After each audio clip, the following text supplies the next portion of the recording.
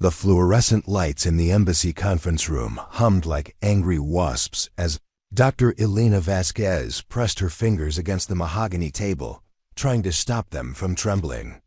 Outside the bulletproof windows, the city of Kandahar stretched endlessly under a blanket of dust and tension, its ancient streets now crawling with military convoys and the ghosts of better times.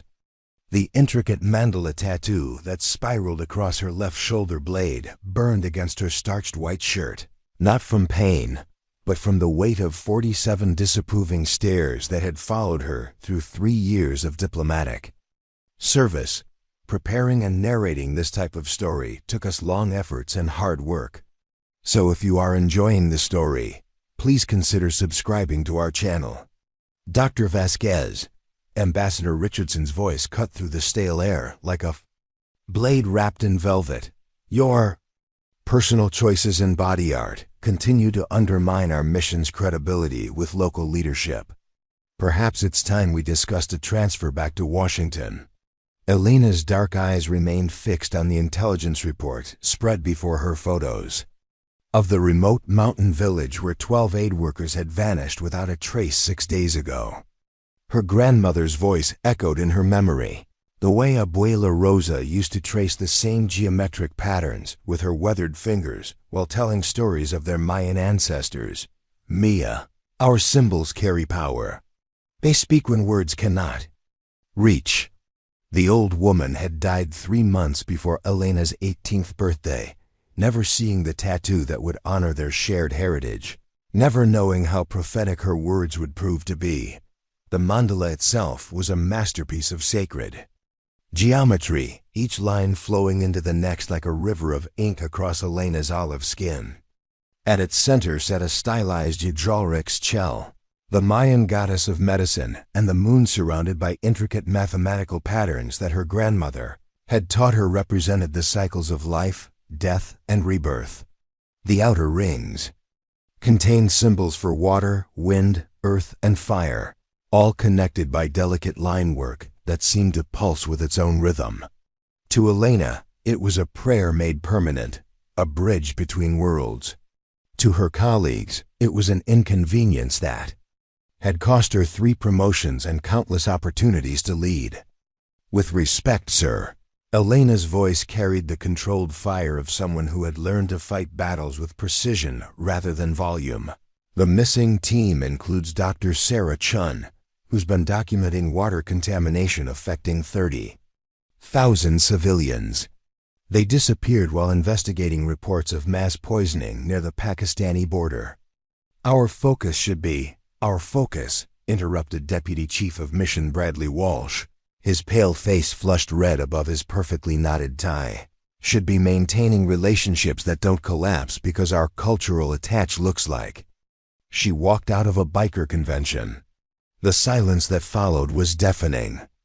Elena felt the familiar knot in her stomach, the one that had formed during her first week when a local tribal elder had refused to shake her hand after glimpsing the tattoo beneath her rolled sleeves. She'd learned to wear long sleeves in 120-degree heat, to angle her body away from cameras, to make herself smaller in a world that demanded women shrink themselves into acceptable shapes. But today was different. Today, 12 people were missing in terrain so hostile that even the Taliban avoided certain valleys. And Elena was the only person in the room who had spent 18 months building relationships with the mountain tribes, relationships that transcended politics and religion because they were built on respect for ancient traditions and shared stories of survival. The Hazara elders trust me, she said quietly, her fingers unconsciously moving to touch the hidden mandala. Especially Malik Azim.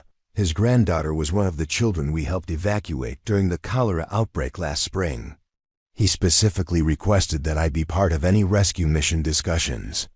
Dr. James Fletcher, the mission's senior political officer, leaned forward in his chair, his silver mustache twitching with disapproval. Elena, your heart is in the right place, but we can't risk diplomatic incidents because of personal decoration choices. The regional governor has made it clear that visible tattoos are Problematic for his constituents. Elena's jaw tightened. The same regional governor who had embezzled 40% of the education funds meant for girls' schools, who had personally profited from the opium trade while prosecuting farmers for growing poppy, who had ordered the execution of 3 journalists for reporting on government corruption. His opinion on her tattoo was supposed to matter more than 12 missing lives. Malik Azim's message arrived an hour ago, Elena continued, pulling a folded piece of paper from her jacket. He says he has information about the missing team, but he'll only speak to the woman who wears the sacred symbols of protection. He's specifically requesting me. The room erupted in whispered conversations. Elena caught fragments, unprecedented. Security risk, chain of command, but her attention was drawn to the window, where a child's kite had gotten tangled in the razor wire atop the embassy wall. The bright red fabric fluttered helplessly, too high to reach, too beautiful to abandon. Ambassador Richardson rubbed his temples, the gesture of a man carrying the weight of impossible decisions. Elena, even if we were to approve this meeting, you understand the risks. The tribal territories are essentially lawless. Our military escort would have to stop at the checkpoint, and you'd be going in alone. Not alone, Elena replied, thinking of her grandmother's stories about Mayan women who had walked into Spanish camps to negotiate the release of their children, who had carried secret messages tattooed in henna across their skin, invisible to conquering eyes but clear as daylight to those who knew how to read them. Never alone. The intelligence photos stared up at her from the table. Dr. Sarah Chun's infectious smile in her personnel file. Dr. Marcus Williams adjusting his thick-rimmed glasses. Nurse practitioner Janet Rodriguez teaching village children to wash their hands. Elena had recruited half of them personally, had convinced them that their work in Afghanistan could save lives and build bridges between worlds that seemed determined to burn each other down. Dr. Rodriguez had 3 children back in Phoenix. Dr. Chun sent half her salary to support her elderly parents in San Francisco. Dr. Williams had postponed his wedding twice to extend his deployment because he believed so deeply in their mission. These weren't just names on a missing persons report. They were people who had trusted Elena's vision of service, who had followed her conviction that healing could transcend politics. There's something else, Elena said, her voice barely above a whisper. Malik Azim mentioned that the missing team had been asking questions about water sources near the old Soviet mining complex. The same complex where our geological surveys detected trace amounts of uranium 3 months ago. The whispered conversation stopped. Even the air conditioning seemed to pause, as if the building itself was holding its breath. Bradley Walsh's face had gone pale. Are you suggesting? I'm suggesting, Elena said firmly, that 12 humanitarian workers may have stumbled onto something that someone is willing to kill for, and the only person who can help us find them is waiting in the mountains for a woman whose tattoo reminds him that some bonds transcend borders. The mandala on her shoulder seemed to pulse with warmth, as if her grandmother's spirit was pressing against the thin barrier between worlds, whispering courage into Elena's bones. She thought of the first time she'd seen the design in Abuela Rosa's ancient journal, how the old woman had explained that each symbol was a key to unlock different kinds of understanding. The jaguar for fierce protection, the geometric patterns for mathematical precision, the lunar cycles for intuitive wisdom, the elemental symbols for harmony with nature. What if my tattoo isn't a distraction? Elena asked, meeting each pair of eyes around the table. What if it's exactly what we need? Ambassador Richardson stared at her for a long moment, then at the photos of the missing team, then at the intelligence report detailing increasing hostilities in the border regions.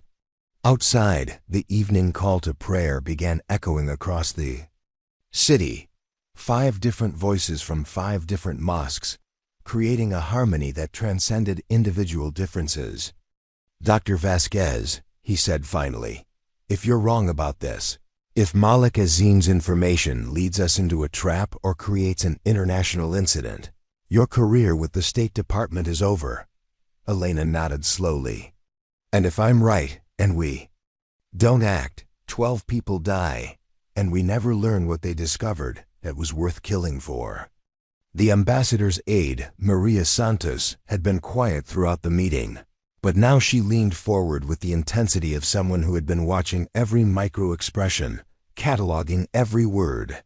Sir, if I may, Elena's cultural work with the tribes has been our most successful diplomatic initiative in this region.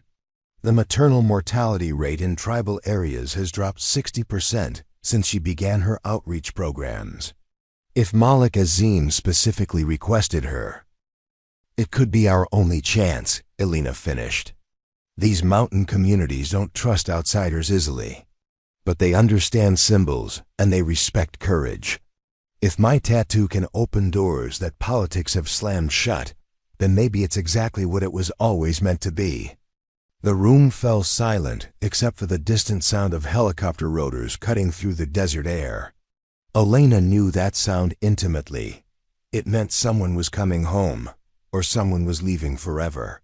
In this place, at this moment, those were often the same thing. She thought about the letter she'd written to her parents 3 years ago, explaining why she'd chosen Afghanistan over the comfortable, cultural attached position in Paris they'd lobbied for her to take. Some fights choose you, she'd written, and when they do, the only question is whether you'll be brave enough to fight them with everything you are. The mandala had been everything she was: heritage, defiance, faith, and hope wrapped in permanent ink that no amount of professional pressure could erase. Her colleagues saw rebellion. Her grandmother would have seen destiny. Very well, Ambassador Richardson said, his voice heavy with resignation and something that might have been respect. Dr. Vasquez, you have 48 hours to make contact with Malik Azim and extract any intelligence about our missing personnel. But you go in light, no military escort, no diplomatic immunity beyond what your passport provides. And Elena? She looked up, surprised by his use of her first name. Come back alive. All of you. As the meeting dispersed and embassy staff filed out into the corridor, Elena remained seated, staring at the photos of her missing colleagues. Dr. Chun's smile seemed to flicker in the fluorescent light, as if she was trying to communicate something urgent from wherever she was trapped. The kite outside was still tangled in the razor wire, still fighting against the wind that wanted to tear it free. Elena touched her shoulder where the mandala lived, feeling the raised skin where the tattoo artist's needle had burned sacred symbols into her flesh. Tomorrow she would drive into mountains where American diplomats were unwelcome, where her government had no authority, where her life would depend entirely on the trust of people who measured worth not by titles or credentials, but by the courage to carry one's truth openly. Even when the world demanded you hide it, the story her grandmother had never finished telling was about to write its next chapter.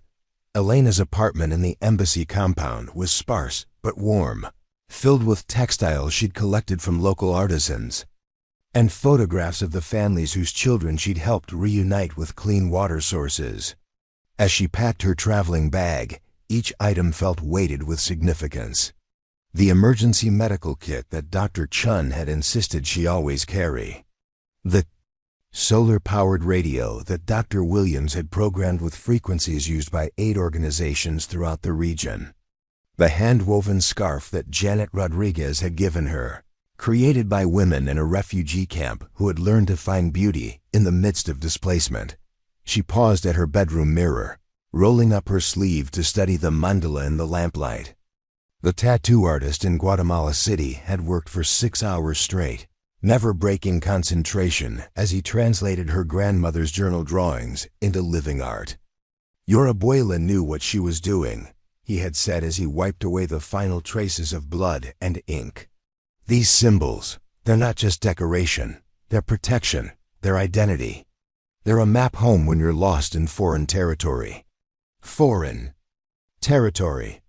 Elena almost laughed at the irony.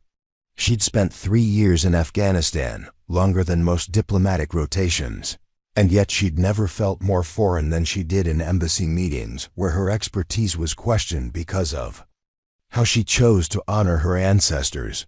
The phone rang, jolting her from her thoughts. Maria Santa's voice was urgent but controlled. "Elena, we've got a problem. Satellite imagery shows movement in the valley where the team disappeared. Multiple vehicles, possibly military. And there's something else, thermal imaging detected. What looks like a large underground facility near the old mining complex." Elena's blood went cold. Underground facilities in remote mountain areas meant one of two things: weapon storage or human trafficking. Either scenario made the chances of finding her colleagues alive significantly worse. "How soon can I leave?" "Dawn, but Elena, there's been a development.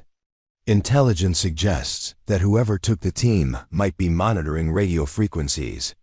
If they know we're coming, then we use older methods of communication," Elena said, her grandmother's voice echoing in her memory. "Methods that don't require technology." She hung up and returned to her packing, but now each item carried new urgency. The silver bracelet that had belonged to her great-grandmother, inscribed with Mayan numerals that told the story of Venus cycles.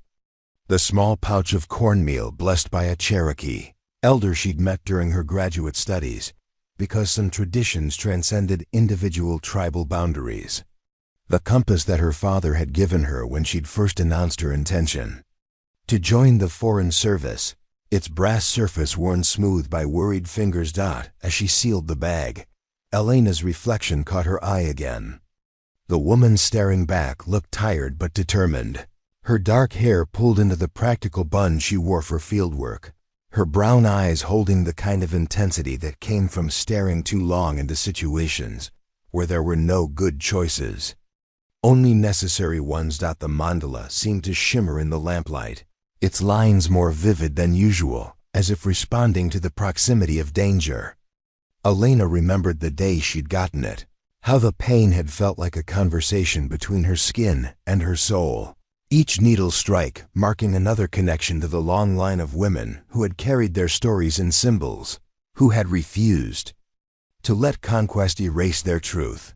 Tomorrow, that truth would either save 12 lives or cost her everything she'd worked to build.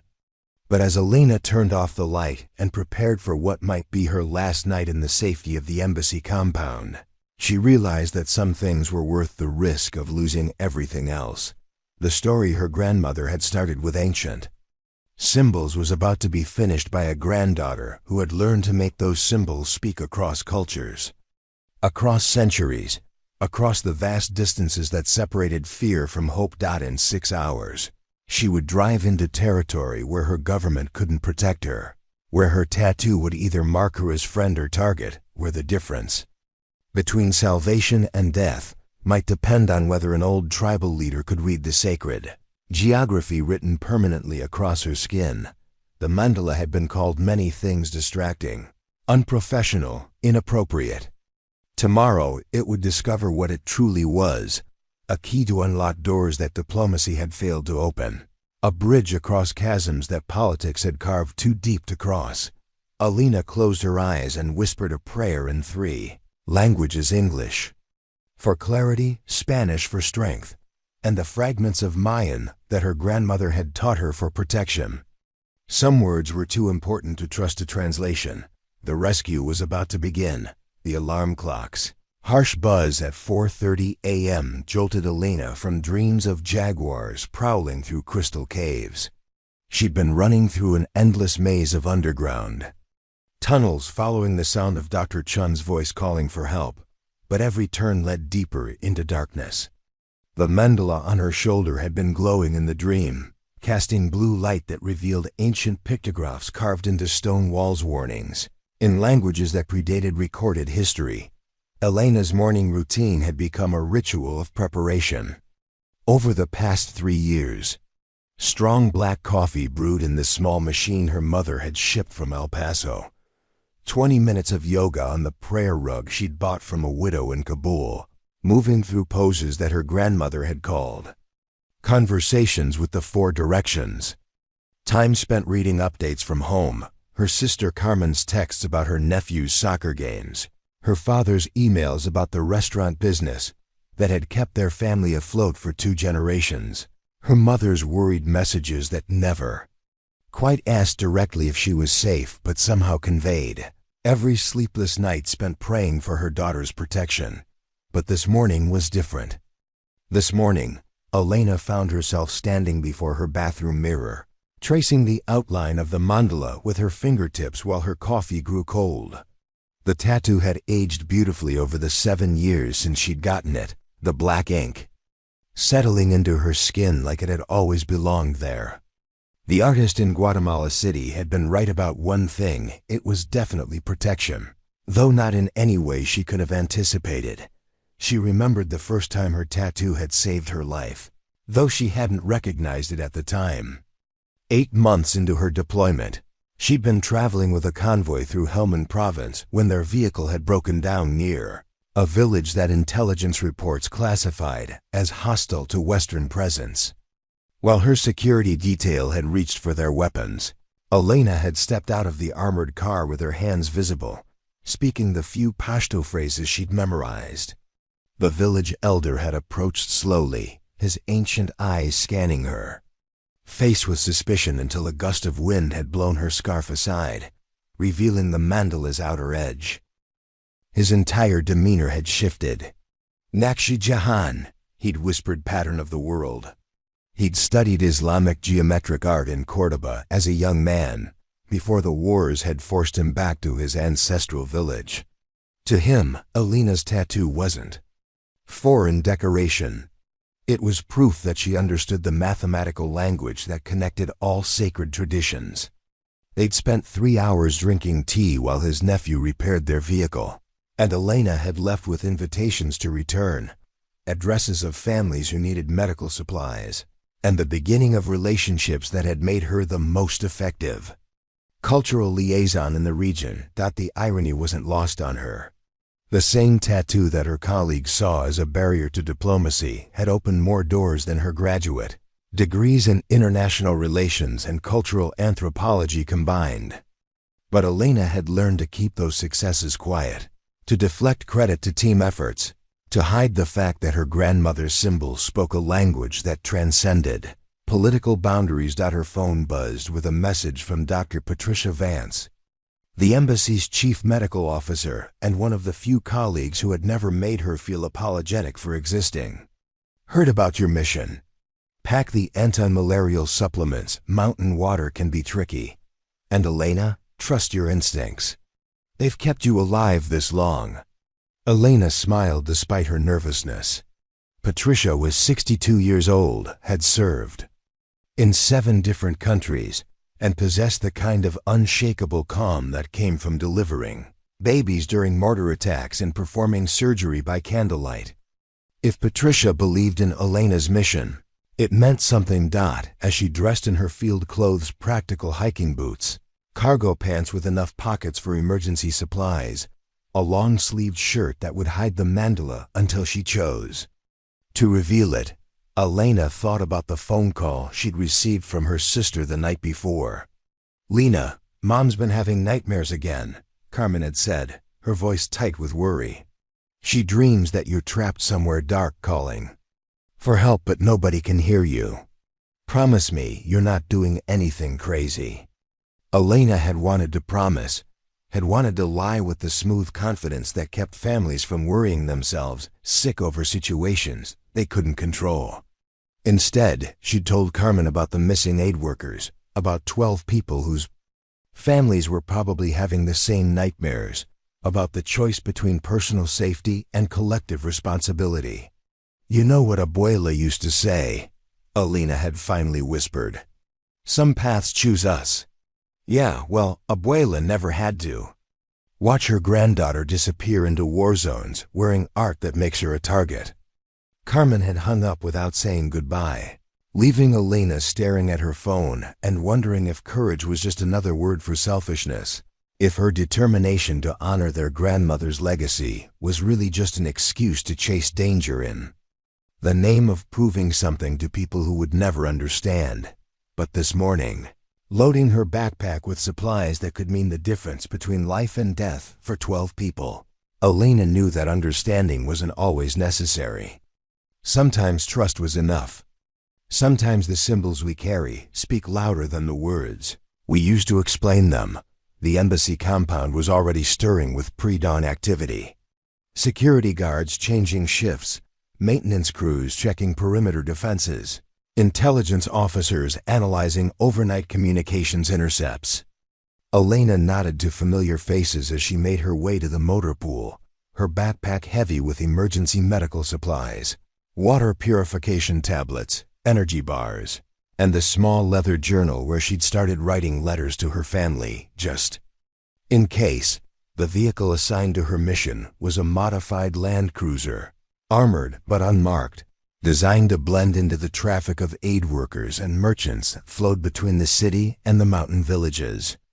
Elena performed her own inspection, checking tire pressure, fuel levels, communications equipment, and the emergency beacon that would theoretically bring help if she activated it, though in the mountains where she was heading, help might take hours to arrive, if it could arrive at all. Her driver was Hassan Kadir, a local translator who had worked with the embassy for 5 years, and whose knowledge of mountain routes was matched only by his ability to navigate the complex tribal politics that determined whether strangers lived or died in the remote valleys.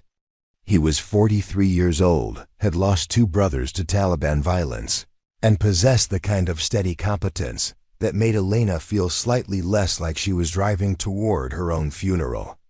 "Dr. Elena," he said as she settled into the passenger seat, "I have spoken with my cousin who lives near Malik Azim's village. He says there has been strange activity in the mountains. Helicopters that come at night, trucks that carry no markings.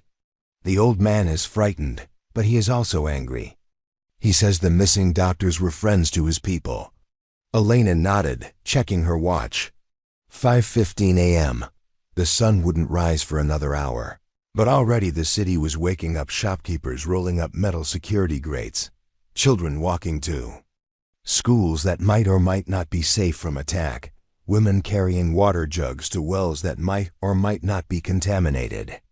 Afghanistan existed in a constant state of transition between hope and catastrophe, and Elena had learned that the difference often came down to the actions of individuals who were willing to step into the space between what was safe and what was necessary. As they drove through the embassy gates and into the awakening city, Elena rolled down her window despite Hazen's worried protest. She needed to feel the air, to smell the dust and diesel and cooking fires that made up the sensory signature of Kandahar. This might be her last time experiencing it as someone with the safety net of diplomatic immunity, someone who could retreat to air-conditioned meetings and filtered water when the reality of this place became too much to bear. The streets were a complex symphony of survival. Vendors setting up fruit stands that would feed families if sales were good. Children helping their fathers load trucks with goods that might make it through military checkpoints. Women in burqas navigating around potholes that had been promising to be fixed for 3 years. Elena had learned to read the subtle signs that indicated whether a neighborhood was calm or tense. The speed at which people walked, the number of tea shops with customers, the presence or absence of laughter in children's voices. Today, the signs were mixed. Cautious optimism tempered by underlying fear, like a city holding its breath and hoping for good news. "Tell me about Malik Azim," Elena said as they reached the main highway leading toward the mountains. "What should I know that isn't in the briefing files?"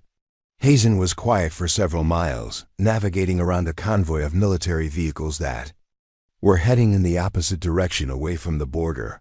Elena noted with interest. Finally, he spoke.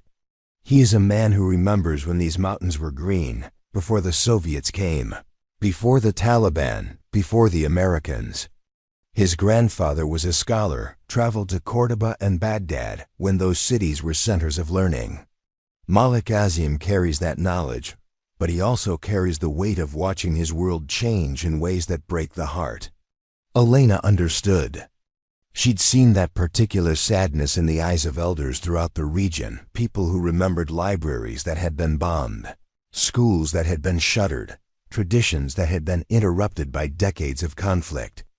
They were living bridges between a past that felt like paradise and a present that felt like purgatory. His granddaughter, the one we helped during the cholera outbreak, she died last month, Hassan continued quietly. Not from disease. From a landmine that had been hiding in her family's wheat field for 20 years, waiting for a 7-year-old girl to step in the wrong place. Elena's throat tightened. She remembered Fatima Azim's bright eyes, quick laugh, a mind that absorbed mathematical concepts faster than most university students.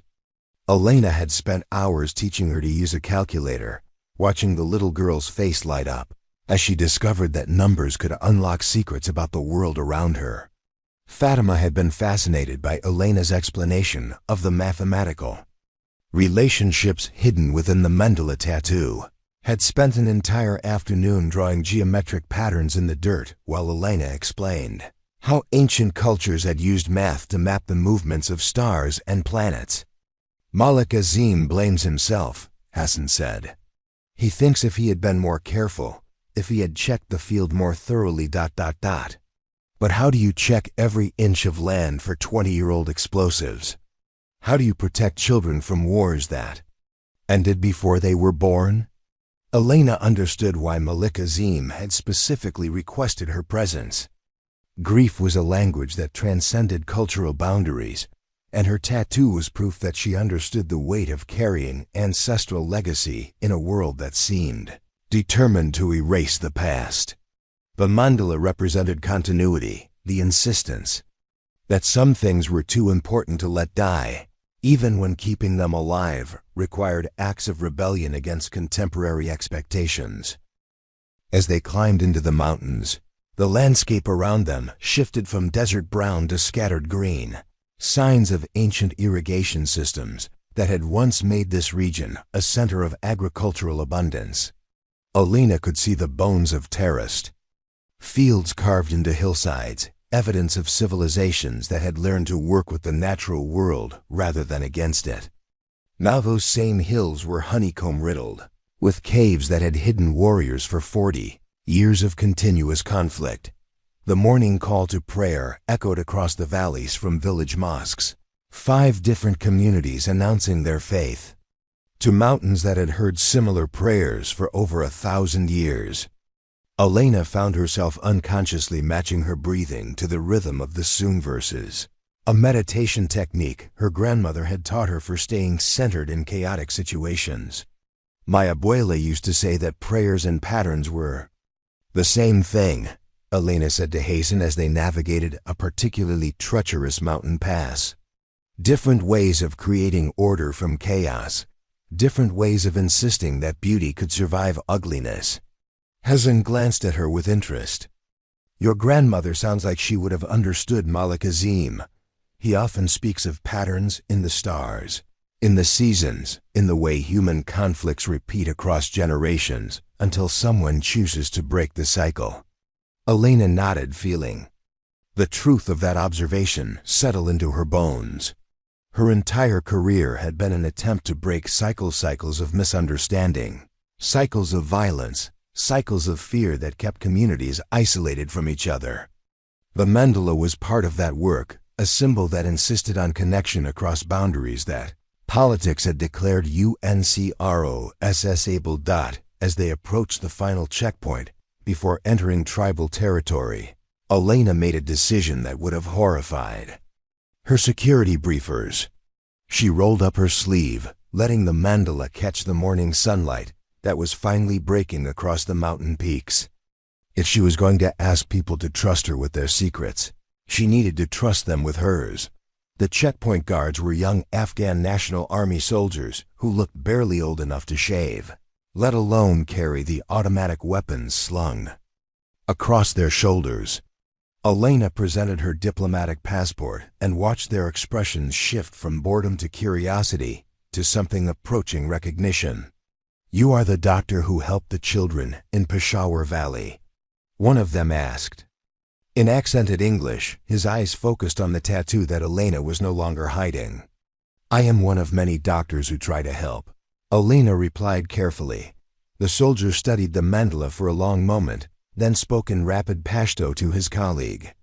Elena caught enough words to understand that they were discussing geometric patterns, mathematical relationships, concepts that bridged Islamic art and the indigenous symbolism her grandmother had preserved.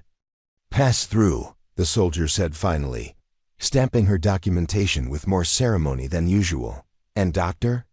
Be careful in the high valleys. Strange things have been happening. People disappearing. Sounds in the night that don't belong to any animal." As they drove beyond the checkpoint into territory where American authority meant nothing and survival depended entirely on the relationships Elena had spent 3 years building, she felt the familiar mixture of terror and exhilaration that came with stepping outside all safety nets.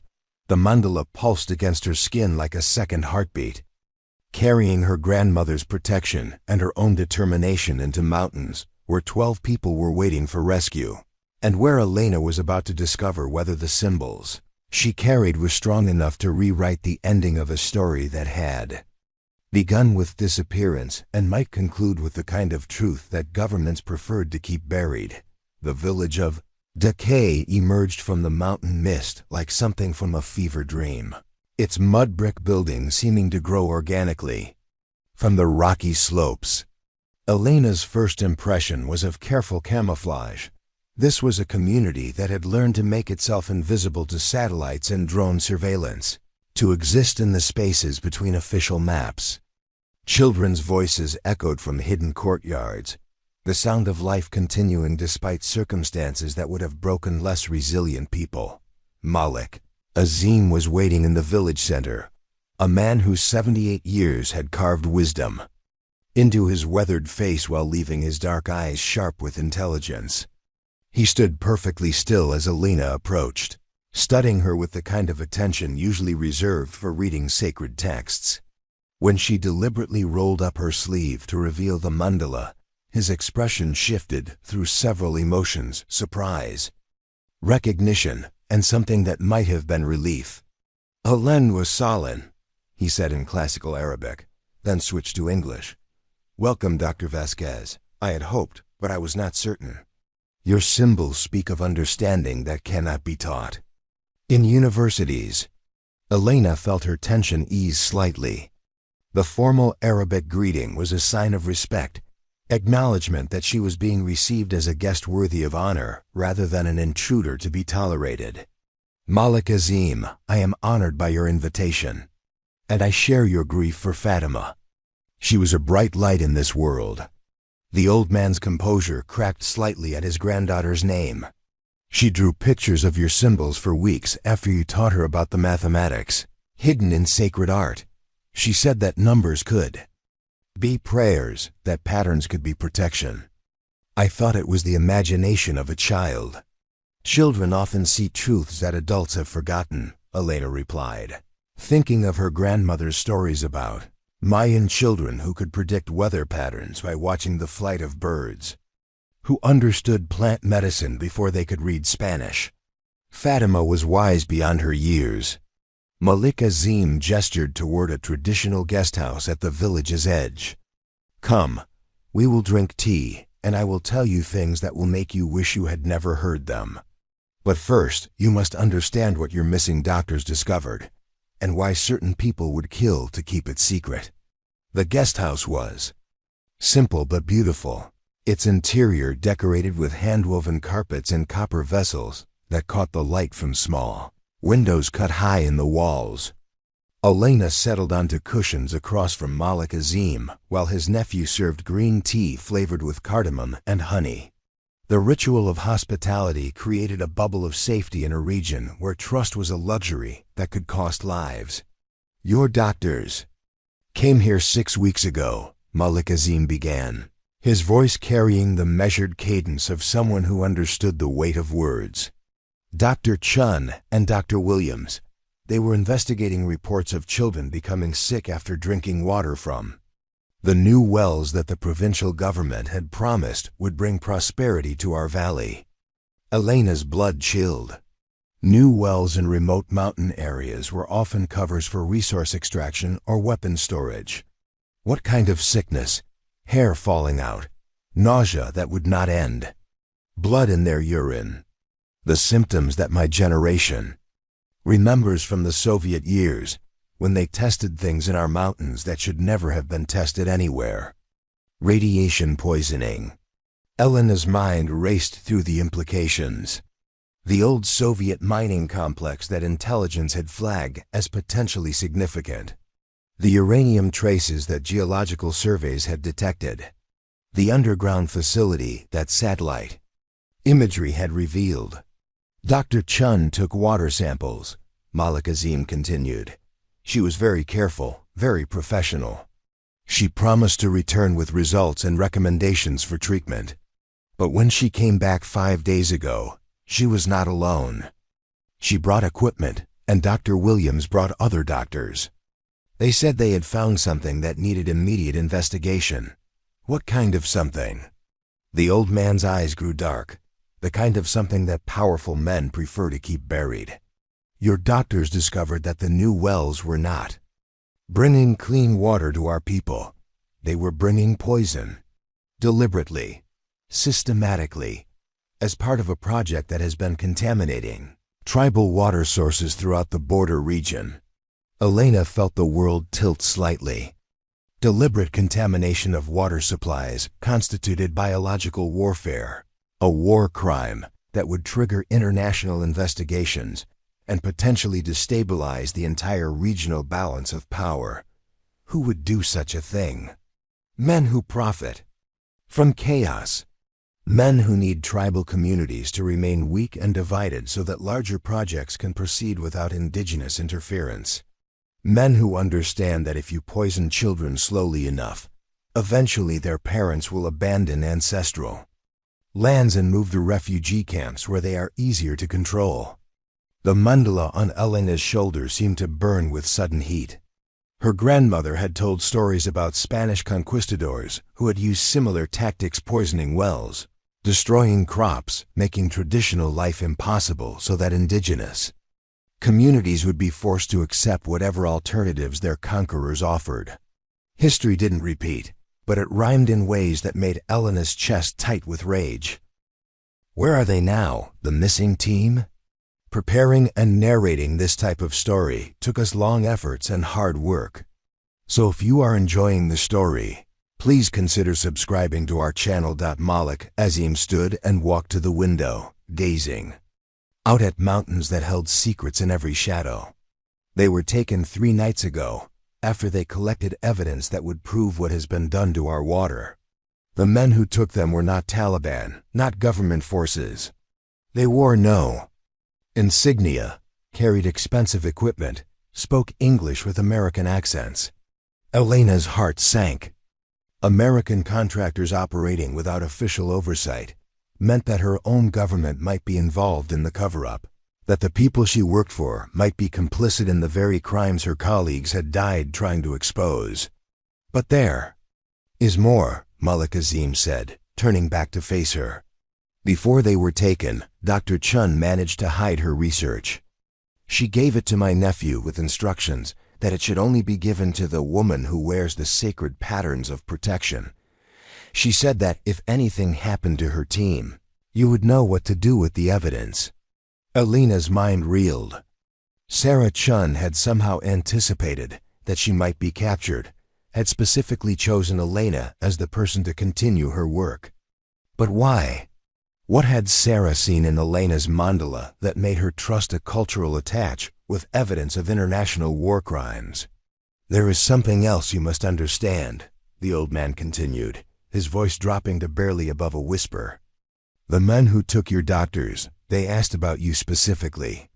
They knew your name, knew about your work with tribal communities, knew about your— He gestured toward her shoulder. Your symbols. They are afraid of what you represent. What I represent? Connection, understanding, the possibility that someone from the outside world might actually care enough about our people to risk their own safety fighting for justice. You are dangerous to them precisely because you are not just another diplomat who sees us as statistics in reports. Elena felt the weight of realization settling over her like a heavy blanket. Her tattoo hadn't just marked her as different from her colleagues, it had marked her as a threat to operations that required indigenous communities to remain isolated and powerless. The mandala was proof that some Americans were willing to honor traditional knowledge, to build relationships based on mutual respect rather than exploitation. "Show me the evidence," she said quietly. Malik Azim nodded to his nephew, who disappeared into an adjoining room and returned carrying a sealed metal case that Elena recognized as standard equipment for collecting environmental samples. Inside were dozens of water samples, soil samples, photographs, and a thick folder of documentation written in Sarah Chun's meticulous handwriting. Elena's hands trembled as she opened the folder. The first page was a letter addressed to her personally. "Elena, if you're reading this, it means I was right to be paranoid. The water contamination is intentional, systematic, and connected to a resource extraction project that someone very powerful wants to keep secret. The samples in this case prove that at least 15 tribal water sources have been deliberately poisoned with low-level, radioactive material designed to cause slow-onset illness that would force communities to relocate. The perpetrators are using shell companies connected to a consortium of American mining interests and private military contractors.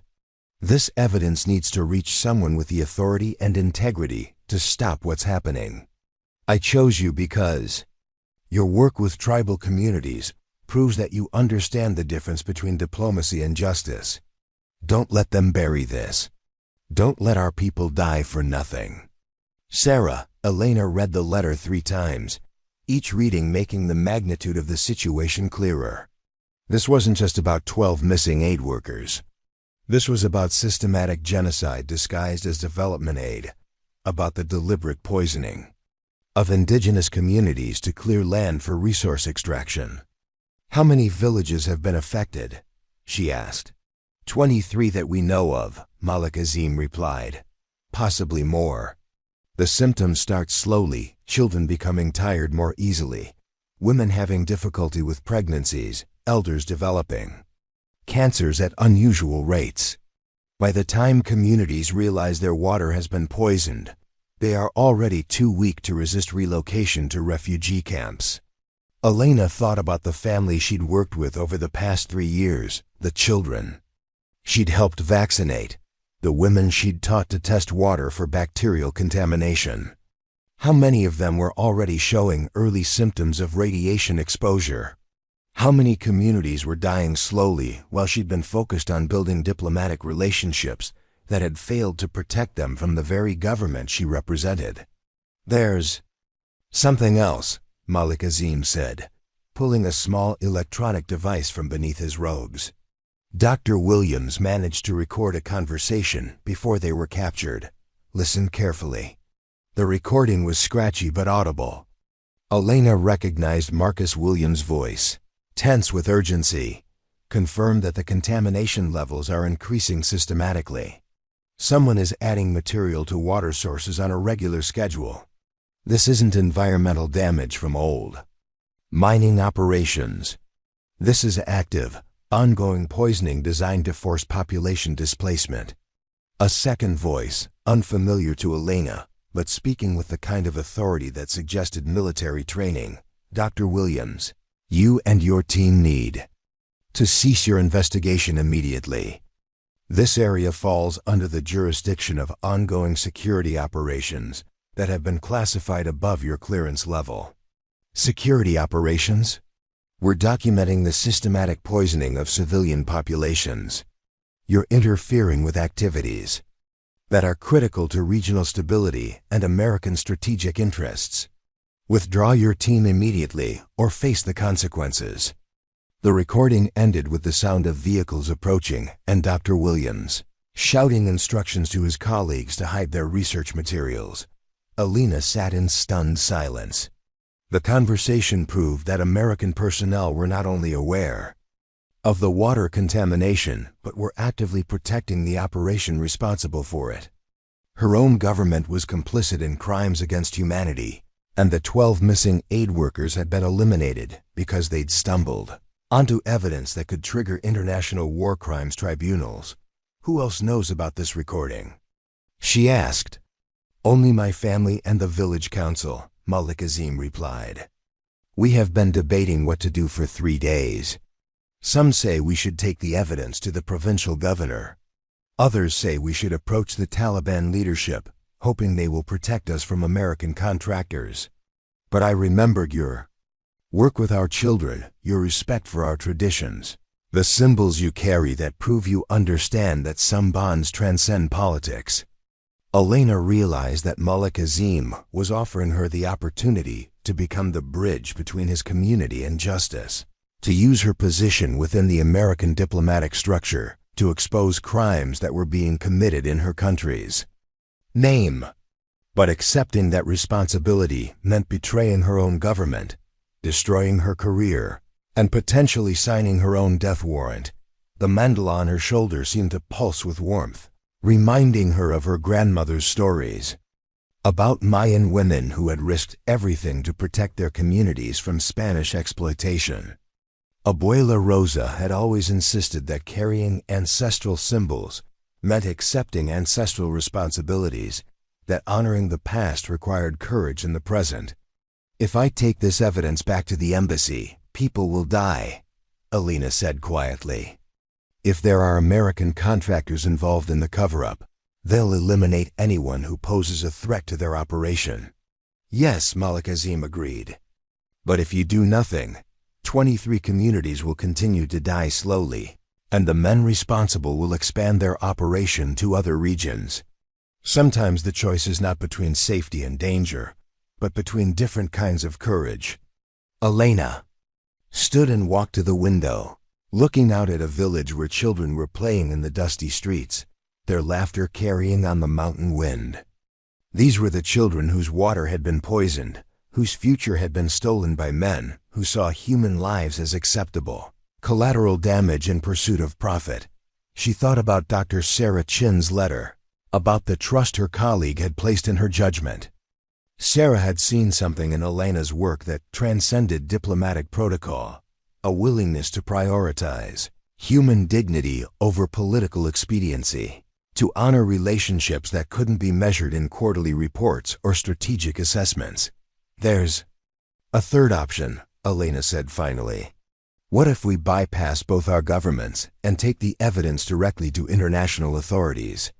The International Criminal Court, the United Nations Office of the High Commissioner for Human Rights, investigative journalists with the resources to verify the evidence independently. Malik Azim's eyes brightened with interest. That would require getting the evidence out of Afghanistan without being detected by the people responsible for the contamination. Yes, it would. And it would require someone with diplomatic credentials, who could travel internationally without triggering too much suspicion. It would also require someone willing to sacrifice their career, their safety, and possibly their life to ensure that justice is served. Elena touched the mandala on her shoulder, feeling the raised lines that connected her to generations of women who had faced similar choices. Her grandmother had always said that some decisions were too important to make with your head alone, that the heart held wisdom that logic couldn't access. Before I decide anything, I need to try to find the missing team, she said. If they're still alive, they deserve rescue, and if they're not— She paused, the weight of possibility settling over her. If they're not, they deserve justice. The men who took them have a compound near the old mining complex, Malik Azim said. My nephew can guide you to within sight of it, but going closer would be suicide. They have electronic surveillance, armed guards, and orders to kill anyone who approaches without authorization. Elena nodded, her mind already calculating risks and possibilities. A direct rescue was impossible with her resources, but reconnaissance, might reveal information that could be used to pressure for their release, or at least confirm their status. "I need to make some communications," she said, carefully and in ways that won't alert the people responsible for the cover-up. As if summoned by her words, Elena's satellite phone buzzed with an incoming message. The number was from the embassy, but the text made her blood freeze. "Dr. Vasquez, return to compound. Immediately. Your safety cannot be guaranteed outside secure areas. Do not attempt contact with local populations regarding missing personnel. This is a direct order from Ambassador Richardson." Elena showed the message to Malik Azim, whose expression darkened. "They know where you are. They know who you're speaking with. The question is whether they intend to protect you or silence you." Elena realized that her decision had just been made for her.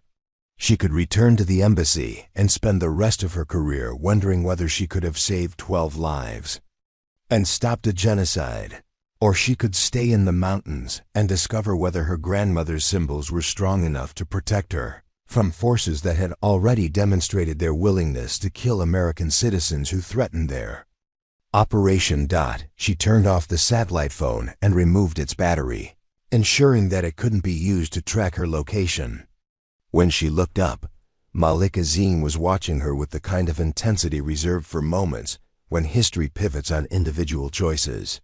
"My grandfather used to say that patterns repeat until someone has the courage to break them," he said. Quietly, "Your symbols tell me that you understand this truth."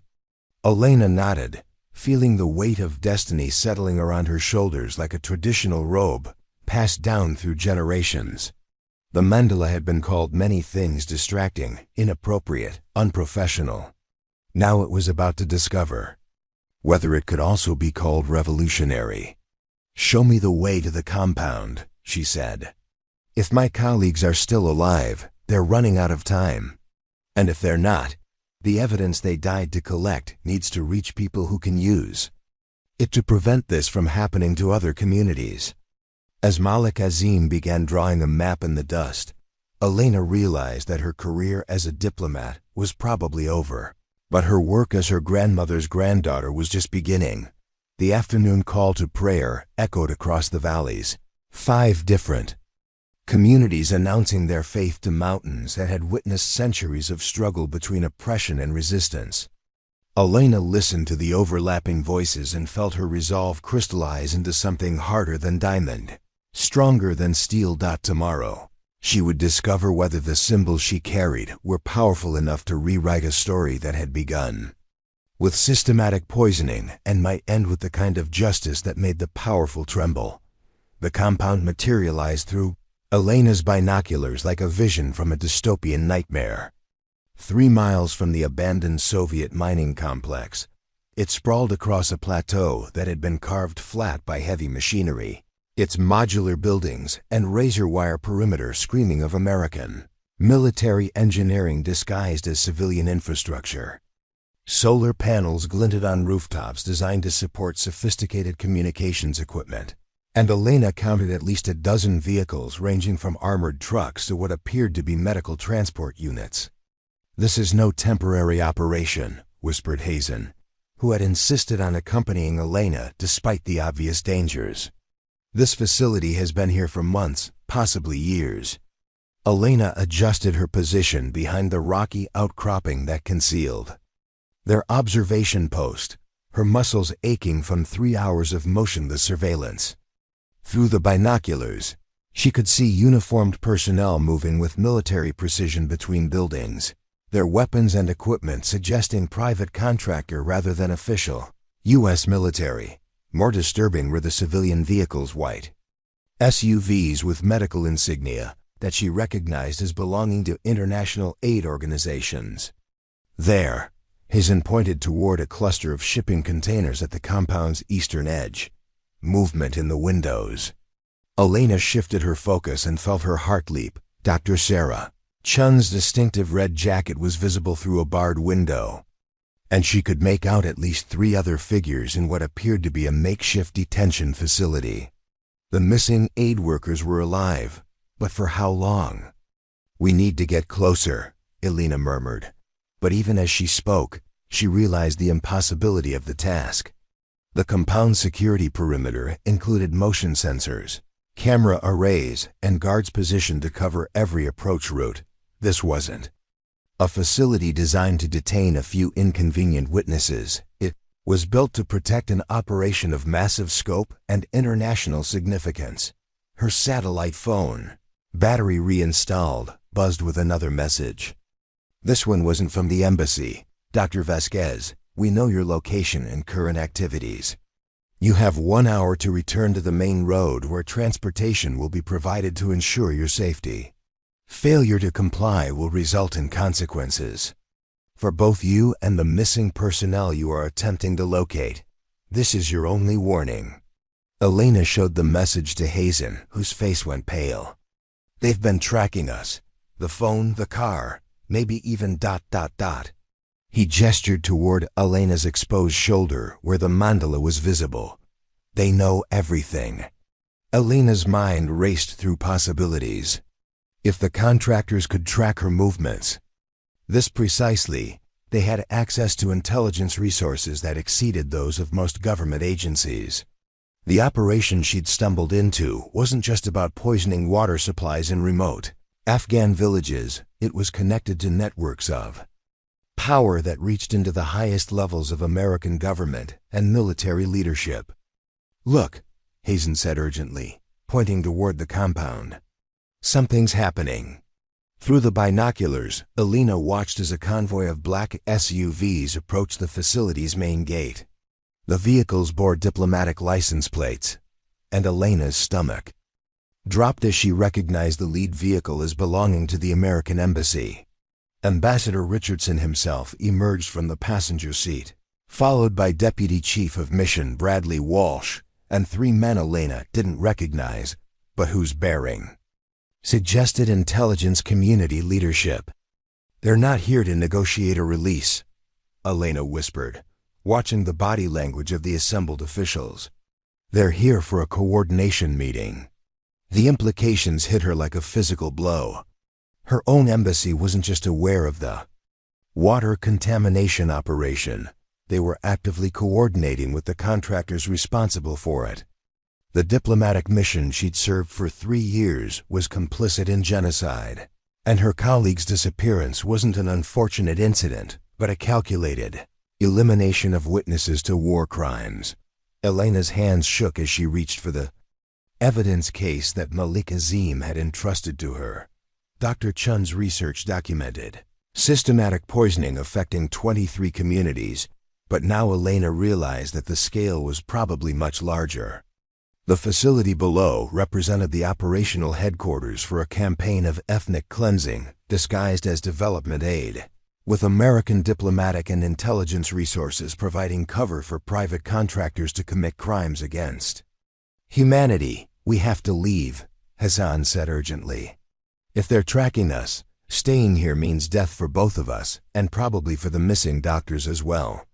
Elena knew he was right, but leaving meant abandoning her colleagues to whatever fate awaited witnesses to international war crimes. Through the binoculars, she could see Dr. Chun's figure moving in the detention container, and Elena found herself remembering Sarah's letter. "Don't let them bury this. Don't let our people die for nothing."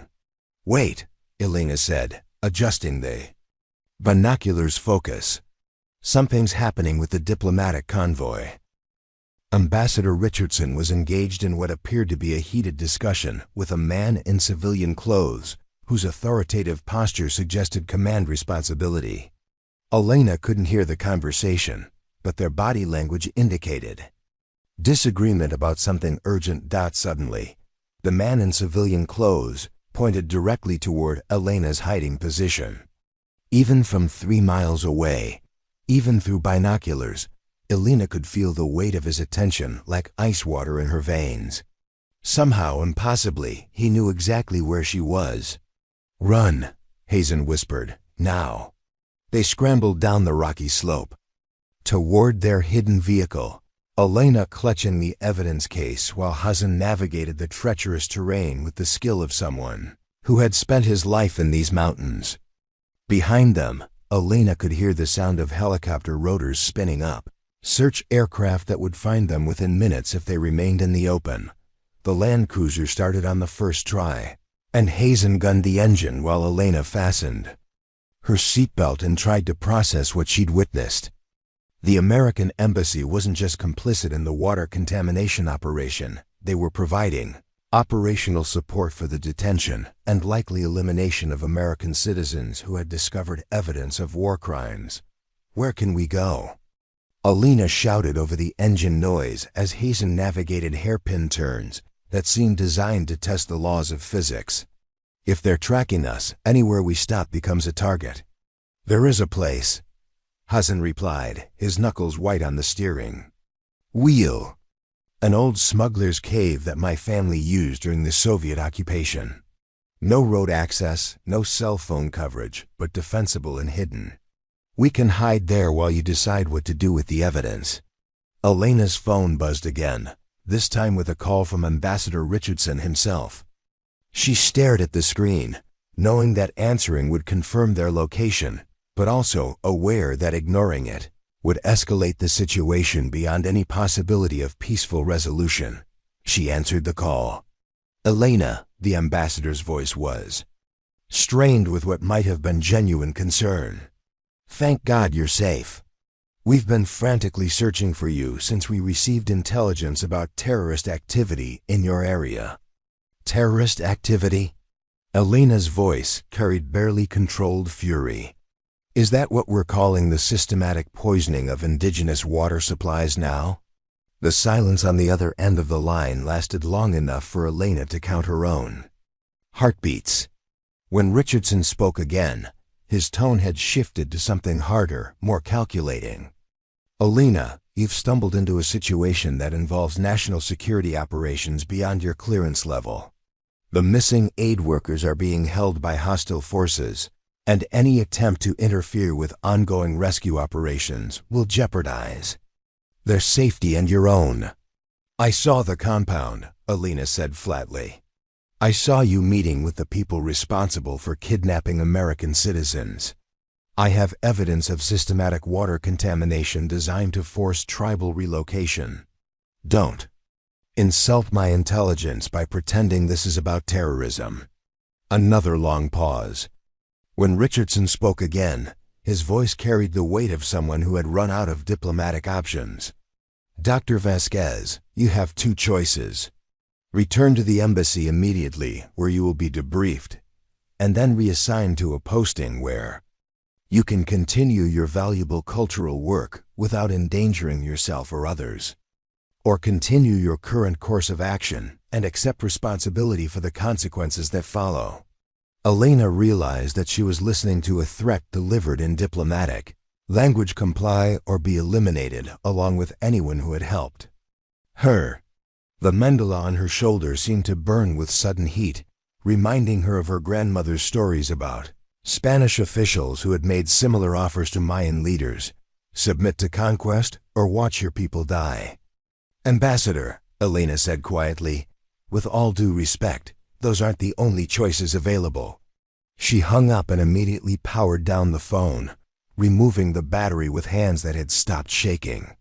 Around them, the mountains rose like ancient guardians, their peaks touched with snow that would melt into streams that fed the very water sources that were being systematically poisoned. The cave is 20 minutes ahead, Hazen said, his eyes fixed on the narrow track that was barely visible among the rocks. But Elena, you need to understand, once we go there, there is no returning to your old life. The people we're running from don't forgive, and they don't forget. Elena nodded, feeling the weight of transformation settling over her like a cloak passed down through generations. Her career as a diplomat was over, but her work as her grandmother's granddaughter was entering a new phase. The mandala had been called many things, but tonight it would discover whether it could also be called a symbol of resistance against genocide. As they climbed higher into the mountains, Elena opened Dr. Chen's evidence case and began photographing each document with her personal camera, creating backup copies that could be transmitted to international authorities even if the original evidence was destroyed. Each photograph felt like an act of rebellion, a refusal to let truth be buried beneath the weight of political expediency. The helicopter sounds were growing fainter, suggesting that their pursuers had lost the trail, at least temporarily. But Elena knew that the respite would be brief.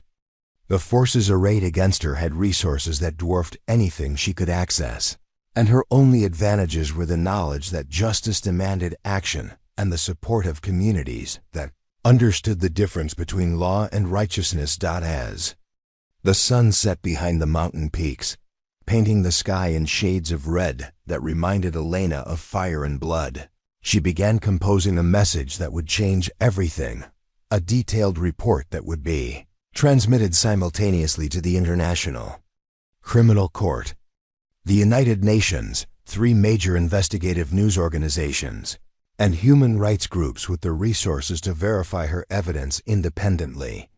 The mandala pulsed against her skin like a second heartbeat, carrying the prayers of her grandmother and the hopes of 23 communities whose children were being slowly poisoned by men who saw human lives as obstacles to profit. Tomorrow the whole world would learn what Elena had discovered in the mountains of Afghanistan. Tonight, she would become the bridge between silence and justice that her ancestors had always intended her to be. The smuggler's cave existed in a fold between worlds, hidden from satellite surveillance, carved into living rock by centuries of mountain streams, accessible only to those who knew the secret paths that wound through scree fields and vertical cliff faces.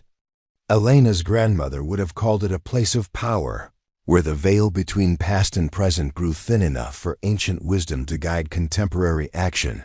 By candlelight, Elena worked with methodical precision, uploading photographs of Dr. Chen's evidence to multiple secure servers while composing the most important document of her life.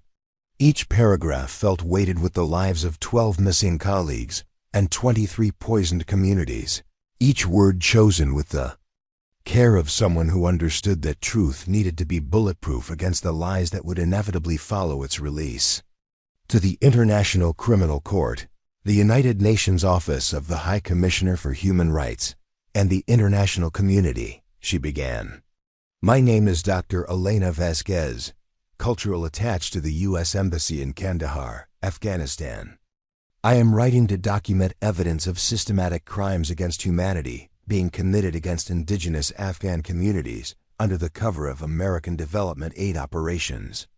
Hazen sat near the cave entrance, monitoring radio frequencies for signs of search operations, while his cousin kept watch from a concealed position higher up the mountain.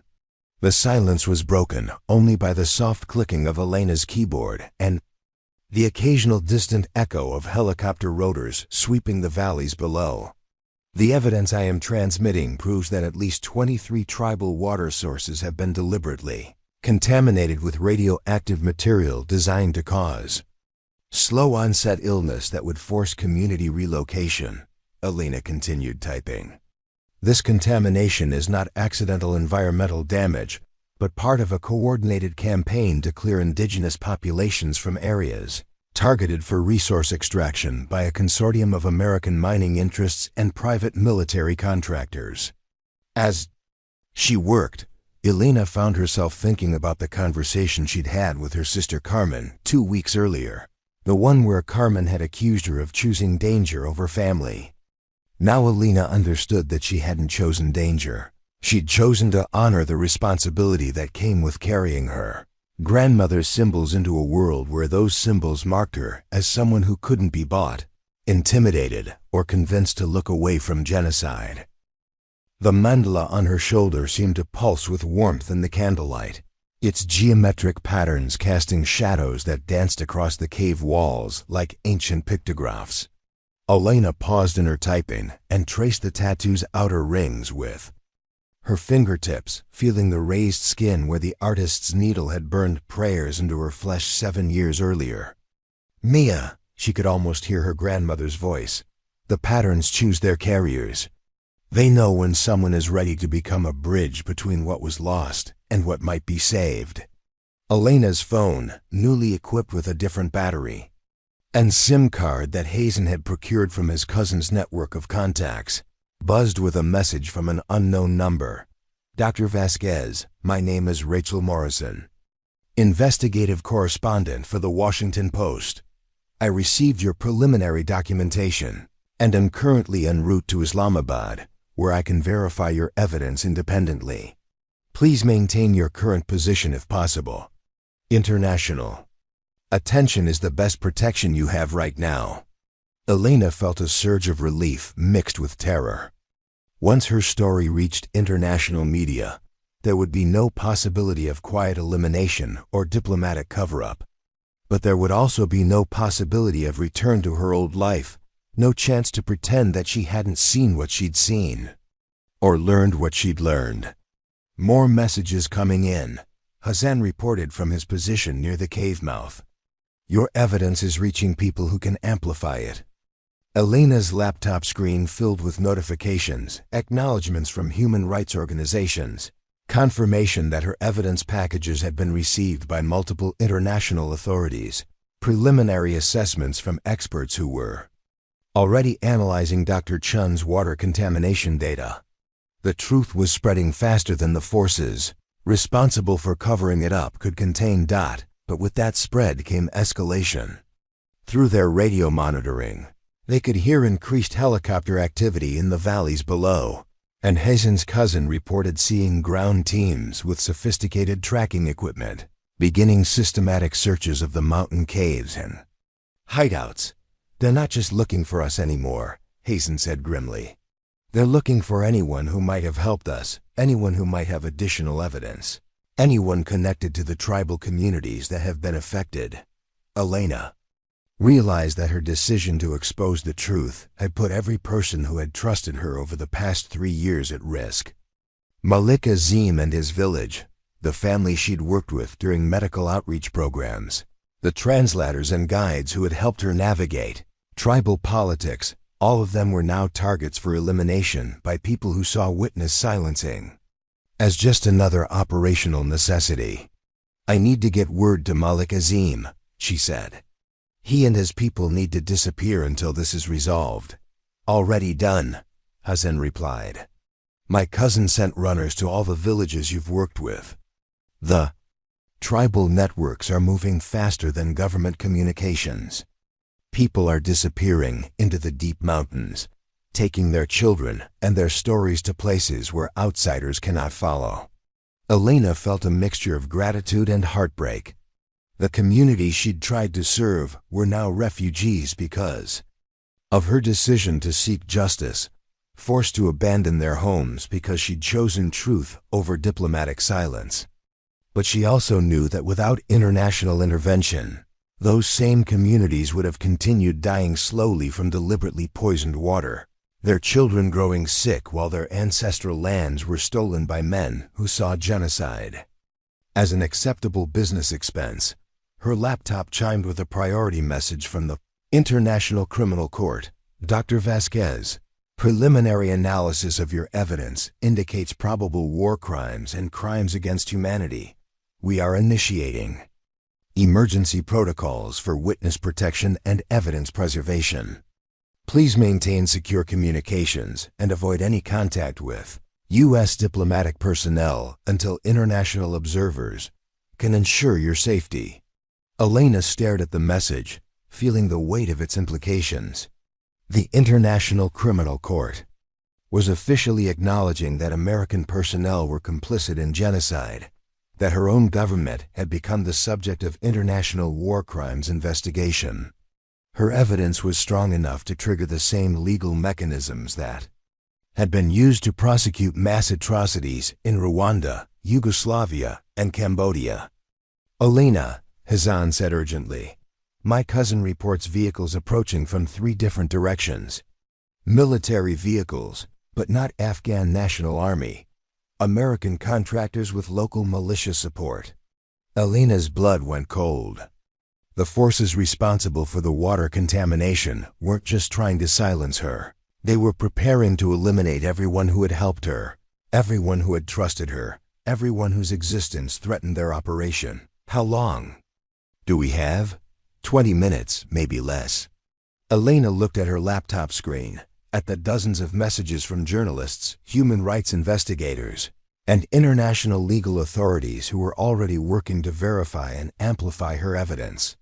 The truth was out, spreading through networks that couldn't be controlled by private contractors or diplomatic pressure. But she was still trapped in mountains, surrounded by people with orders to ensure she never testified about what she'd discovered.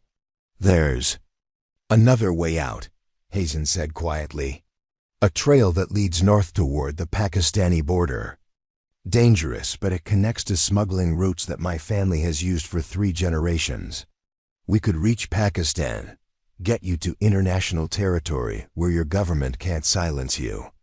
Elena nodded, but even as she began shutting down her laptop, she realized that escape was only part of the solution. Her evidence had triggered international investigations that would take months to complete. And during that time, the people responsible for the water contamination would have opportunities to destroy evidence, eliminate witnesses, and potentially expand their operation to other regions. "Hazen, I need you to do something for me," she said, pulling a small digital storage device from her pack. "This contains backup copies of all the evidence, plus additional documentation I've been compiling about the broader network behind the contamination operation. If something happens to me, if I don't make it to international territory, I need you to get this to Malik Azim." "Elena, nothing will happen to you. We'll get you out of here." "Maybe, but if we don't, the evidence needs to survive." "And more than that, people need to understand that what happened here is connected to larger patterns of exploitation that reach far beyond Afghanistan." Elena thought about her grandmother's stories of Mayan women who had carried secrets across impossible distances, who had preserved crucial knowledge even when Spanish conquistadors were systematically destroying every record of indigenous culture they could find. Sometimes survival meant hiding. Sometimes it meant running. Sometimes it meant standing and fighting. And sometimes it meant ensuring that the truth outlived the people who carried it. The sound of vehicles was growing louder, echoing off the mountain walls in ways that made it impossible to determine exact locations or distances. Elena finished packing her equipment while Hassan gathered the supplies they would need for a mountain crossing that would either end in Pakistani territory or in their deaths among the peaks that had witnessed 40 years of continuous warfare. "Ready?" Hassan asked, his voice steady despite the obvious danger. Elena touched the mandala on her shoulder one final time, feeling the raised lines that connected her to generations of women who had faced similar moments of choice between safety and truth. Her grandmother had always said that courage wasn't the absence of fear. It was the decision to honor your responsibilities even when fear was trying to paralyze you. "Ready," she said, as they climbed toward the hidden trail that might lead to freedom or death. Elena realized that her story had moved beyond personal survival. The mandala had evolved from a mark of cultural identity to a symbol of resistance against genocide, from a source of professional discrimination to a beacon that was guiding international attention toward crimes that powerful people had assumed would remain forever hidden. The truth was spreading faster than the people responsible for covering it up could contain it, and Elena was no longer the only person carrying the burden of exposure. Journalists, human rights investigators, legal experts, and activists around the world were now working to ensure that justice would be served, that the communities whose children had been poisoned would receive protection and compensation, that the officials responsible for enabling genocide would face the consequences of their actions. Behind them, the sound of pursuit was growing closer. Ahead, the mountain trail disappeared into darkness and uncertainty. But above them, stars were emerging as the last light faded from the western sky. And Elena found herself thinking of her grandmother's teaching that stars were the prayers of ancestors who had passed their responsibilities to the next generation. The mandala pulsed against her skin like a compass pointing toward home, toward a future where truth was stronger than power, where justice was more durable than profit, where the patterns that connected all life could not be broken by people who mistook cruelty for strength. Elena was no longer just running toward safety. She was carrying the hopes of 23 communities toward a world where their children could drink clean water without fear, where their ancestral lands could not be stolen through systematic poisoning, where their stories could not be silenced by men who saw genocide as an acceptable cost of doing business.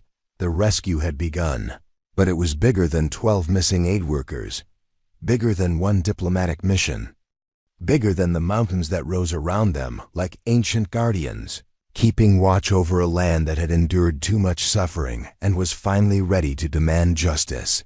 6 months later, the courtroom in The Hague was smaller than Elena had expected, its understated elegance in sharp contrast to the magnitude of the proceedings taking place within its walls. She sat in the witness section, her formal black suit carefully chosen to cover the mandala that had become the symbol of an international scandal. Today, she would testify before the International Criminal Court about systematic water contamination that investigators had now documented across 47 communities in Afghanistan and Pakistan. The defendants' table held 5 men whose names had become synonymous with corporate-sponsored genocide, 3 executives from mining consortiums, a former U.S. State Department official, and the private military contractor who had overseen the operation that Elena had stumbled into 6 months earlier. Their expensive lawyers filled the rows behind them, but no amount of legal expertise could erase the documented evidence of over 2,000 deaths from radiation, poisoning disguised as development aid. Elena's phone buzzed with a message from Dr. Elena Chen, who was scheduled to testify later that week, saw the morning news coverage. "The whole world is watching.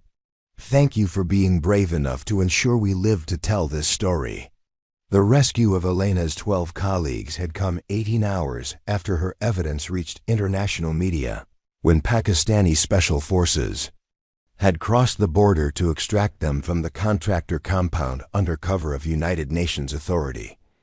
Dr. Chen had spent 3 months in medical treatment for radiation exposure, but her survival and the survival of the evidence she'd hidden had provided corroborating testimony that transformed Elena's whistleblowing from accusation into ironclad legal case.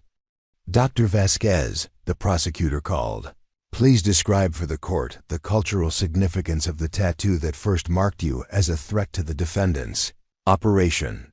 Elena stood and walked to the witness stand, feeling the weight of global attention focusing on her words. In the gallery, she could see journalists from 40 countries, human rights observers, and representatives from the tribal communities whose poisoned children had become the center of international legal proceedings that would reshape how war crimes were prosecuted in the 21st century.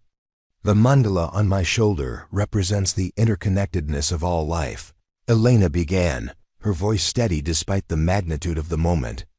"My grandmother taught me that carrying such symbols means accepting responsibility for protecting the vulnerable, for speaking truth to power, for ensuring that patterns of oppression are broken rather than repeated." As she testified about the mathematical precision of the water contamination, Elena felt her grandmother's presence like a warm hand on her shoulder. The mandala seemed to pulse with significance as she described how the contractors had calculated exact dosages of radioactive material designed to cause illness without immediate death, maximizing displacement while minimizing international attention.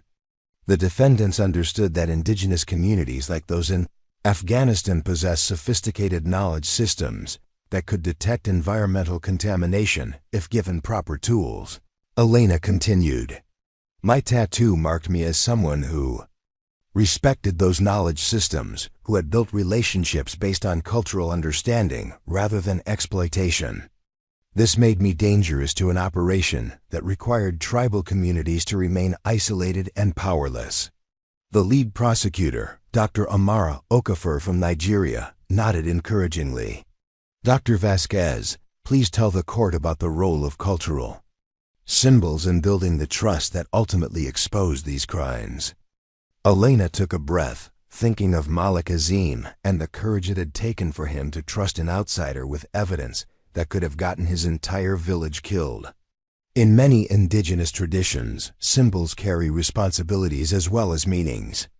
When I chose to honor my Mayan heritage through permanent body art, I was accepting the obligation to use whatever privileges I possessed to protect communities that couldn't protect themselves. The defense attorney for the mining consortium executive stood to object, but the presiding judge waved him down.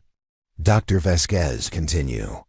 The defendant saw my tattoo as a professional liability that made me unsuitable for serious diplomatic work. Elena said, meeting the eyes of the men who had ordered the systematic poisoning of thousands of children. They were partially correct. It did make me unsuitable for the kind of diplomacy that requires looking away from genocide in the name of strategic interests. 2 years later, Elena stood at the edge of the newly constructed water treatment facility in Malik Azim's village, watching children fill plastic bottles from taps that delivered the cleanest water the region had seen in decades. The International Criminal Court verdicts had resulted in $2.3 billion in reparations for affected communities, funding that had transformed not just water infrastructure but healthcare, education, and economic development throughout the tribal regions. Malik Azim approached slowly, his age more evident now, but his eyes bright with satisfaction. Dr. Elena, my great-granddaughter is learning mathematics from teachers who came here because of the schools your testimony made possible. She draws geometric patterns like the ones in your symbols, and she says she wants to become a scientist who protects water for future generations. Elena smiled, thinking of Fatima Azim, whose death had catalyzed the chain of events that led to international justice. What would you have named her? Fatima Elena Azim, the old man replied, so that she carries the memory of courage alongside the promise of justice. Elena felt tears threatening and blinked them back. The tribal communities had not only survived the systematic poisoning, but had emerged stronger, their traditional knowledge systems now recognized and protected under international law. The water facility behind them incorporated both modern filtration technology and indigenous methods for testing water quality, creating a hybrid system that was more effective than either approach alone. There is something I want you to see, Malik Azim said, leading Elena toward the village center. Something that the children have been working on since the trials ended. In the main square, Elena discovered a mosaic made from thousands of colored stones, its intricate geometric patterns clearly inspired by the mandala tattoo that had become a symbol of resistance throughout the region. At its center was a stylized jaguar surrounded by mathematical equations that described water purification processes, traditional medicine formulations, and astronomical calculations that linked local knowledge to global scientific understanding. They call it the pattern of protection, Malik Azim explained. Children from 7 villages worked together to create it, using knowledge their grandparents preserved and new techniques they learned from international teachers. It tells the story of how ancient wisdom and contemporary courage can combine to break cycles of oppression. Elena knelt beside the mosaic, running her fingers over stones that had been arranged with the same precision her grandmother had used when teaching her about sacred geometry. The children had created something magnificent: art that was also mathematics, tradition that was also innovation, local culture that spoke universal languages of justice and hope. Dr. Elena, a voice called in accented English. Elena turned to see a teenage girl approaching with a notebook covered in geometric sketches. I am Mariam Azim, Malik's great-granddaughter. I have been studying the patterns in your symbols and the patterns in water molecular structures. I think there are connections that could help us develop better purification methods. Elena's breath caught. The girl was perhaps 16, with bright eyes that reminded her startlingly of the Fatima she had known, and she was already making connections between traditional art and contemporary Science that could advance water security for the entire region. "Show me," Elena said, settling onto a bench beside the mosaic dot for the next hour. Mariam walked Elena through mathematical relationships she had discovered between Islamic geometric art, Mayan astronomical calculations, and the molecular behavior of water contaminants. Her notebook contained sketches that bridged cultures and disciplines, creating synthesis that neither tradition could achieve alone.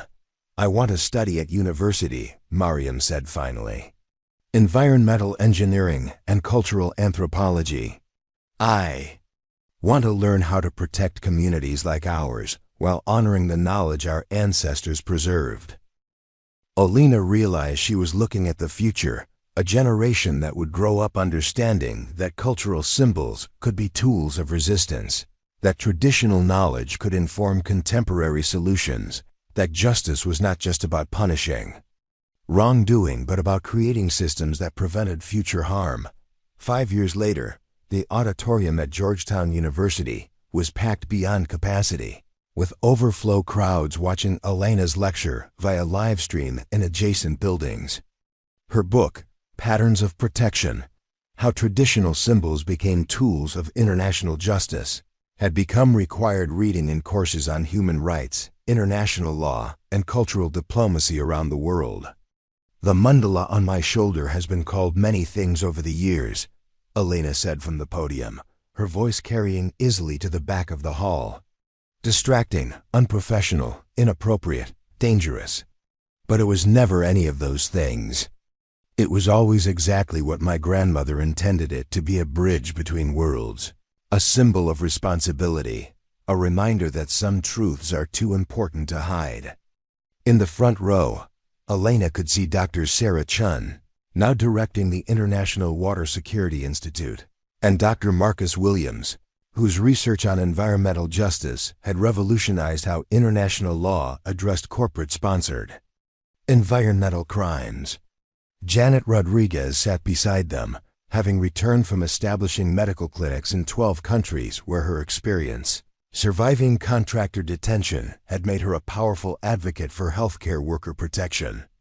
"The question I'm asked most frequently," Elena continued, "is whether I would make the same choice again, knowing what I know now about the costs and consequences.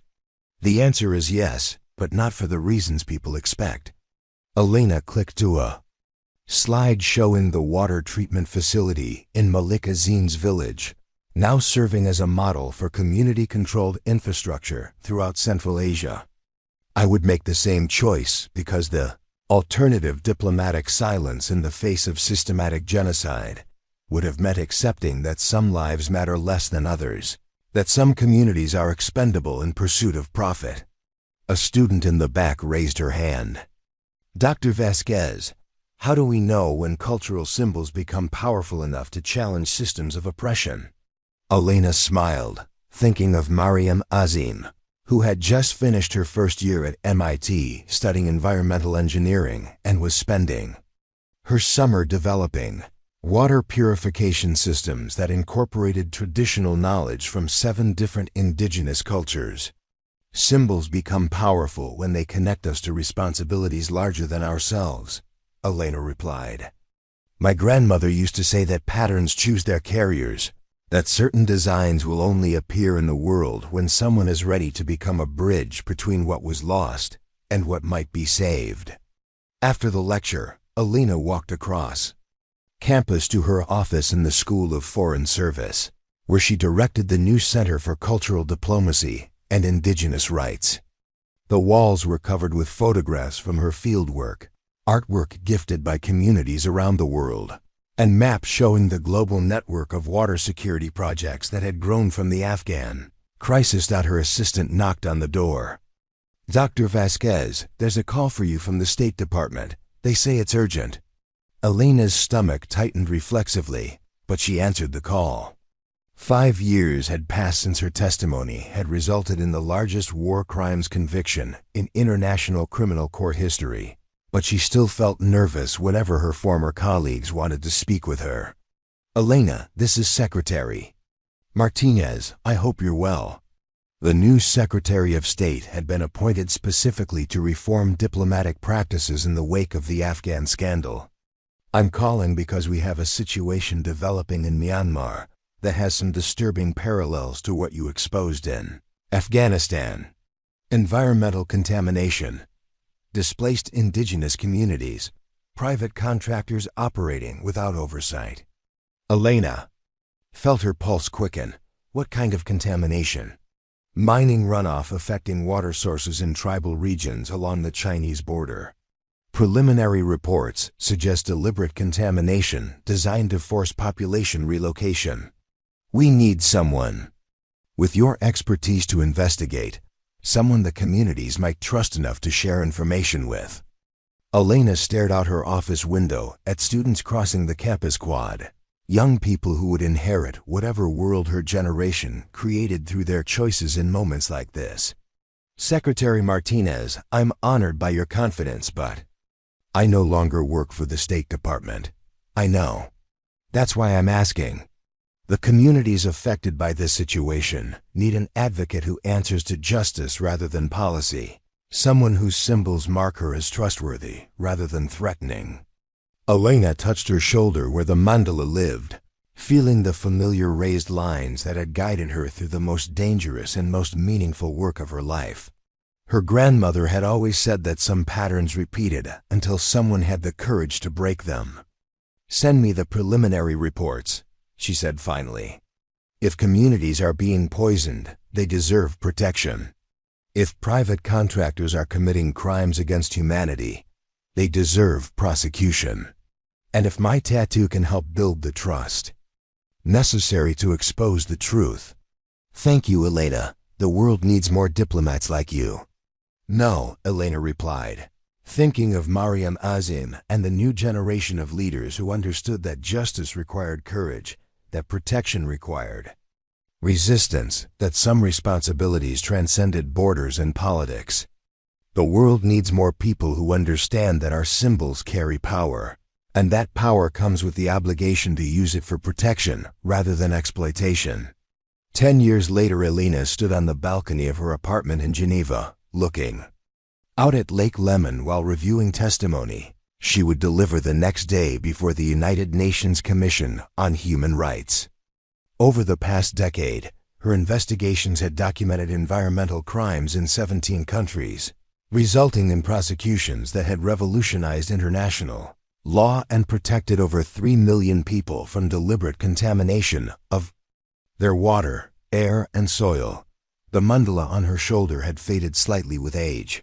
Its black lines softened to dark gray, but its significance had only grown stronger. International human rights law now recognized cultural symbol protection as a fundamental principle, acknowledging that symbols carried responsibilities that transcended national boundaries and diplomatic protocols. Her phone rang with a video call from Afghanistan. Mariam Azim's face appeared on the screen. Now 26 years old and directing water security programs for the United Nations Development Program throughout Central Asia. Dr. Elena, I wanted you to see something before tomorrow's hearing. Mariam turned her camera toward a group of children gathered around a computer screen. These are students from 5 different countries: Afghanistan, Myanmar, Colombia, Guatemala, and Nigeria. They're working together on a project that maps connections between traditional water management techniques and contemporary environmental protection. Elena watched as children who spoke different languages shared drawings of geometric patterns, compared notes about local water testing methods, and collaborated on designs for treatment systems that honored both ancestral knowledge and modern science. They were creating exactly what her grandmother had envisioned: bridges between worlds, patterns that connected rather than divided. And there's something else, Mariam continued, turning the camera back to herself. I've been accepted to doctoral programs at 3 universities. I want to study how cultural symbols can be used to build international cooperation on environmental protection. I think your tattoo saved more than just our communities. I think it proved that trust can cross any boundary when it's built on mutual respect for traditional knowledge. Elena felt tears blur her vision as she realized that her grandmother's prophecy had been fulfilled in ways she could never have imagined. The mandala hadn't just marked her as someone who understood the interconnectedness of all life. It had become a catalyst for creating global networks of protection that honored the wisdom of ancestors, while building toward futures where no child would die from deliberately poisoned water. Mariam, I'm proud of you beyond words. Your great-grandfather would be amazed to see what you've built from the seeds of justice he helped plant. He is amazed, Mariam replied. He's 93 years old and still sharp as a mountain eagle. He says the patterns you helped reveal are still spreading, still connecting communities that powerful people tried to keep isolated and vulnerable. After the call ended, Elena walked back inside to review her prepared remarks for the next day's hearing. But instead of reading her notes, she found herself thinking about a letter she'd received that morning from a young diplomat in Brazil, who had gotten a tattoo inspired by Elena's story, traditional Amazonian symbols that marked her as someone committed to protecting indigenous water rights against corporate exploitation. Around the world, cultural attaches, human rights workers, environmental scientists, and community organizers were choosing to carry traditional symbols as badges of responsibility rather than decoration.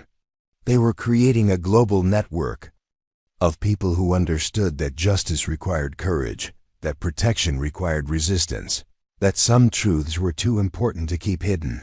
Elena's laptop chimed with a priority message from the International Criminal Court. Dr. Vasquez, preliminary investigation into the Myanmar situation has confirmed your worst fears. We are opening formal proceedings against 17 corporate and government officials.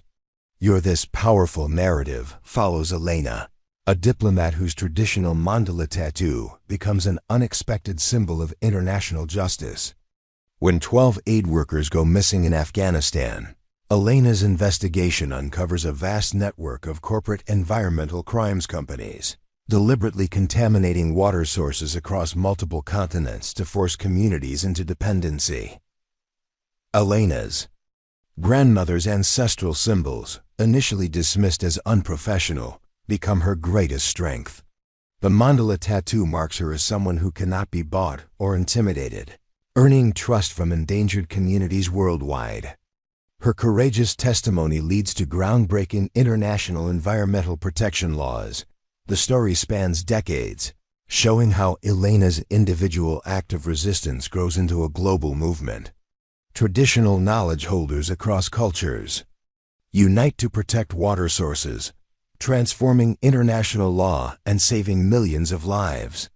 The narrative culminates 15 years later at a Smithsonian exhibition celebrating how ancient symbols became tools of contemporary justice. Through Elena's journey with her granddaughter Sophia, we see how patterns of protection can spread faster than patterns of oppression when people choose to carry ancestral wisdom into modern struggles. If this story of courage, justice, and the power of traditional wisdom resonates with you, please subscribe for more tales that explore how individual bravery can transform our world. Your support helps us share stories that matter.